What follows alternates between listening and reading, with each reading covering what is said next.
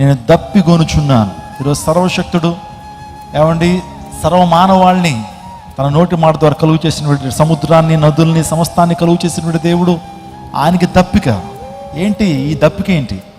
ఆయనలో ఉన్నటువంటి దప్పిక శారీరక సంబంధమైందా? శారీరకమైన దప్పిక ఆయన కలిగి ఉన్నాడంటే కాదు. ఆయనలో ఆత్మల దప్పిక, ఆత్మలు రక్షించబడిన దప్పిక. ఎందుకు ఆయన దప్పిక ఉన్నాడని ఆలోచన చేస్తే, ఒకటి యేసు ప్రభు వారు దప్పికొనడానికి ప్రధానమైన కారణము విశ్వాస యొక్క దప్పిక తీర్చడం కొరకు దేవుడు దప్పికొన్నాడు. రెండోదిగా విశ్వాసికి జీవజలములు అందించాలని దేవుడు ఇష్టపడుతున్నాడు. జీవజలాలు, ఏదైనా ఆ జలం కనుక తాగితే మనం ఎప్పుడు కూడా జీవించగలుగుతాం. ఇంకా మూడోదిగా చెప్పాలంటే, ఎందుకు యేసు ప్రభు వారు దప్పిక పొందాడనంటే ఉగ్రత నుంచి మనం రక్షించడానికి, రాబోతున్న ఉగ్రత నుంచి మనం రక్షించడానికి యేసుక్రీస్తు ప్రభు వారు పలికినటువంటి 5వ మాట ద్వారా నేర్చుకోవాల్సిన పాఠము.